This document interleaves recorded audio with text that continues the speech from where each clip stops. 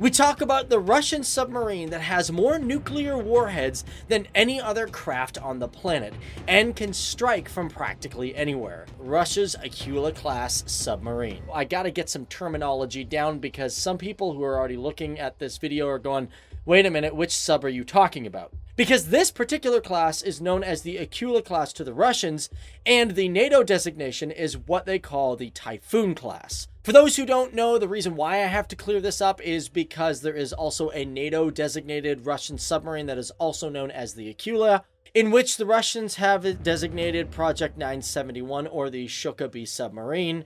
But the Typhoon is designated Project 941. So this is Project 941 that we're talking about. Why do they call it the Akula class? Well, because that is Russian for shark.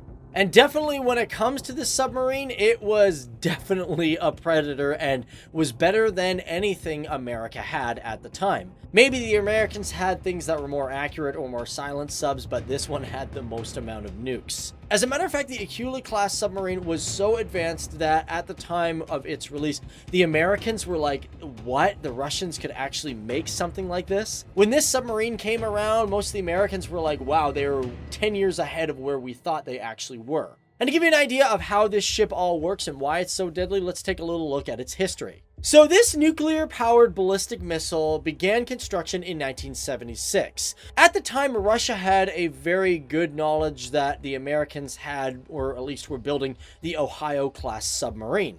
And the Ohio-class was large. As a matter of fact, it's the competitor to the Akula-class sub.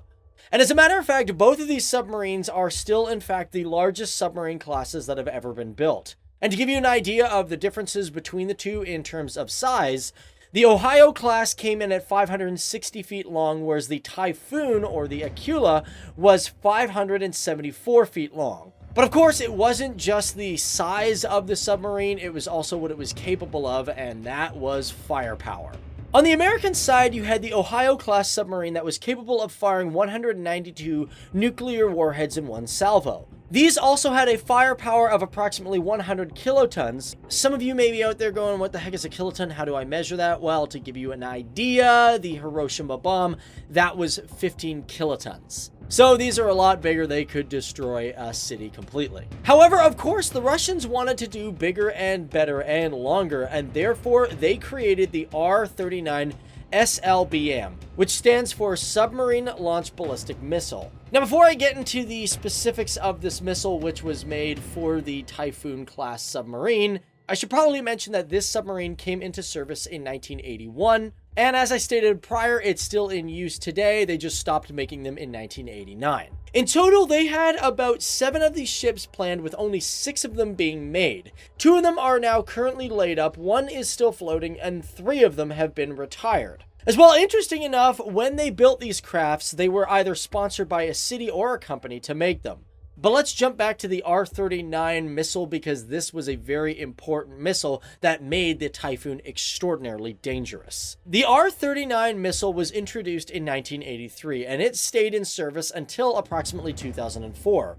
Now, these missiles had an effective range of 8,300 kilometers. In case you're wondering, if you were to go into the middle of America and the middle of Russia, that's 8,800 kilometers long.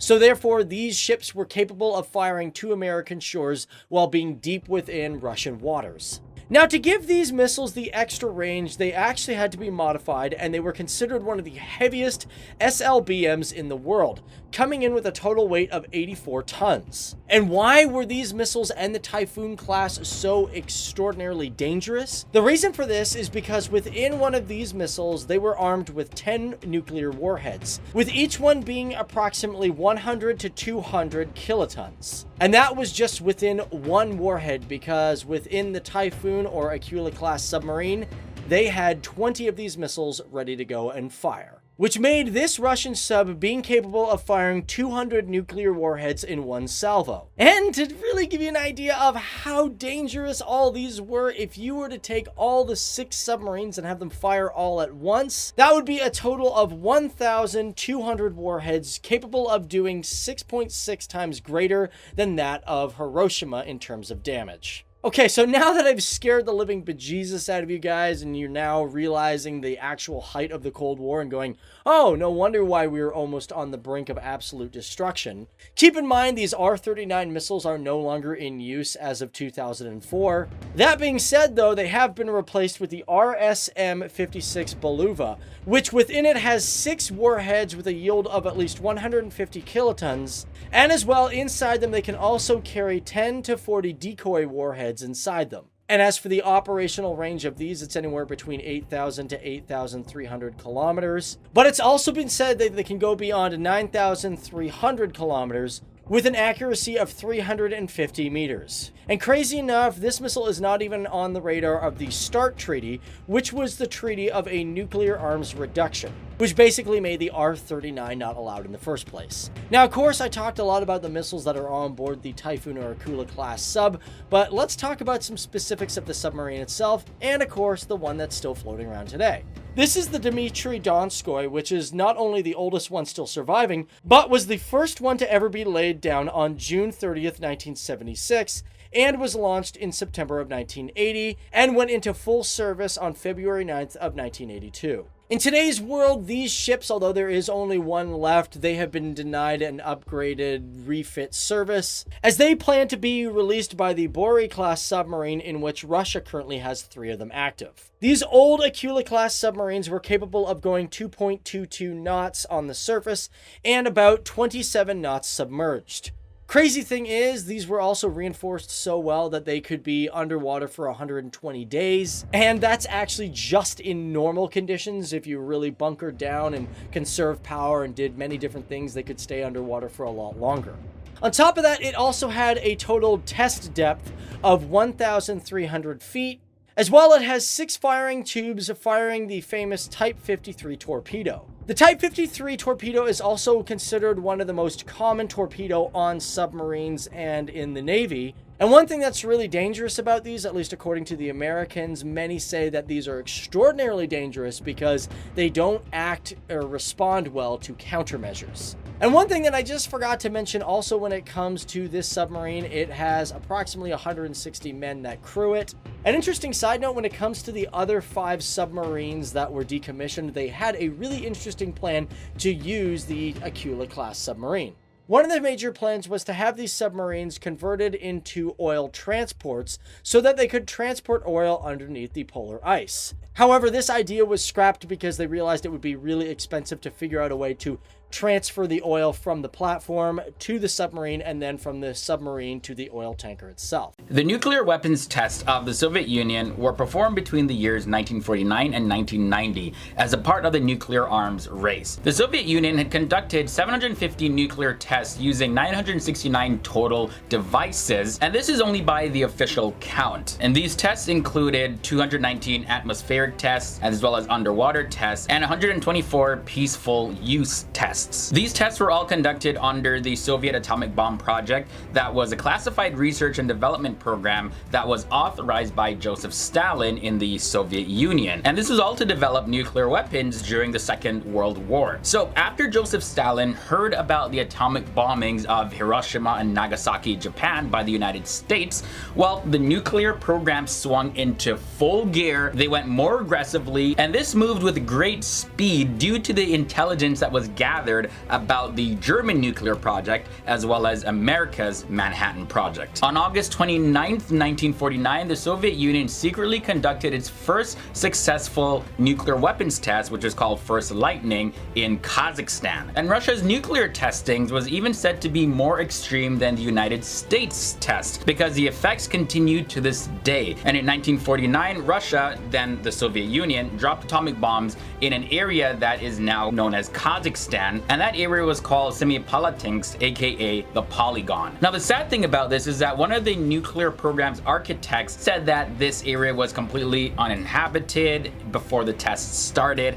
However, that was not the case because there were about 1.5 million people living in the area when the nuclear tests were conducted. For 40 years following that, the Soviets, they detonated bombs here, with tests at one point happening almost daily. So the effects of these nuclear testings in the polygon became visible almost immediately because cancer rates drastically increased, as well as the rates of birth defects and mental disabilities, and suicide rates increased. Around 200,000 people were directly affected by these tests. Now I want to take a look at the Tsar Bomba. So the Tsar Bomba was the Western nickname for the Soviet RDS-220 hydrogen bomb that was codenamed Vanya, and this was detonated by the Soviet Union back on October 30th of 1961. And the Tsar Bomba is the largest nuclear device ever detonated and the most powerful man-made explosion in history. This has a yield of 50 megatons of TNT. The Tsar Bomba was a result of a number of hydrogen bomb tests that were conducted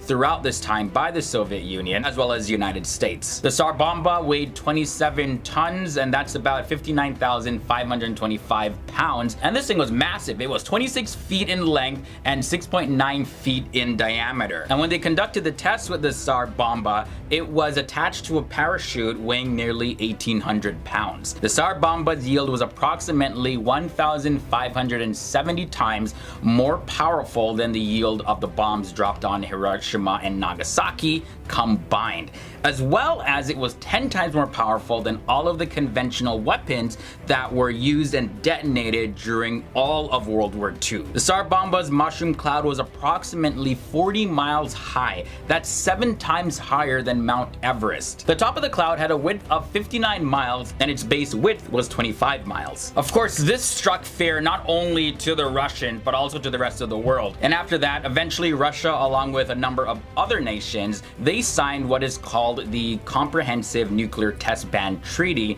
and they ended the testing. Now, there have been claims that Russia is in violation of this treaty and is still secretly testing nuclear weapons. Russia, however, denies these claims. Russia's great Sukhoi Su-27, and it had its first flight on May 20th, 1977, and on June 23rd, 1985, it began shipping to the Soviet Air Force, in which by 1990 it was fully introduced. Now, it is classified as a 4th generation fighter. It's single seat and it's got 2 engines. Of course, the Su-27 has other versions that are not just a single seat, but I'm going to talk about that later. Now, the fighter itself is classified as a multi-role air superiority specialty fighter that was actually a counterpart to compete against the F-14 Tomcat and the F-15 Eagle. Originally known as the T-10, but as time has gone by, including its prototypes, it has around 23 different versions, which have the Su-27 name. These names and specs also changed when the Soviet Union collapsed and Russia became the Russian Federation. But on top of that, you have other versions, at least 7 of them that were built. For example, the Su-30, which is the 2-seater version, or the Chinese Shenyang J-11. As a matter of fact, the last major upgrade of the Su-27 is known as the Su-35. Now, currently, countries that use this aircraft, there's obviously Russia, China, there's also Indonesia. Including those countries, there's also Uzbekistan, Mongolia, Kazakhstan, Ukraine, Vietnam. Belarus at one point used them. And as a matter of fact, the United States of America has 2 versions of these aircrafts that I think was given to them by Belarus. These aircrafts have been seen dogfighting with F-16s around Area 51, and they are used for training purposes. With that, the countries of India, Egypt, and the UAE were interested in these fighters. However, those deals went through the floor. Now, yes, the Su-27 has seen quite a bit of conflicts. Although these numbers aren't quite defined, it was seen in the Abkhazia conflict in 1992, as well as the 2008 Ossetia conflict. There was also Angola, the Ukrainian crisis of 2014, Ethiopia, Syria, and other Middle Eastern campaigns.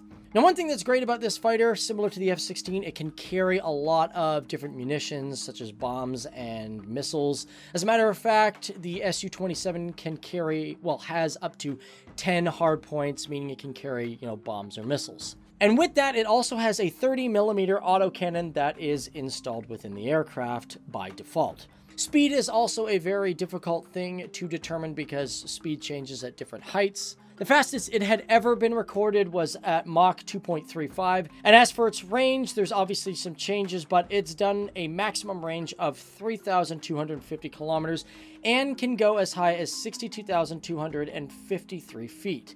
And its climb is insane. It can go 59,000 feet per minute. It's nuts. In today's world, so far, about 809 of these have been built, and the cost of one of these is somewhere around 41.2 million US dollars. And on top of that, these aircrafts, the Su-27 is extremely popular, not just within Russia, but within other countries around the world, simply because of the Russian demonstration team known as the Russian Knights, who has been operating since 1991 and uses these aircrafts as their favorite type.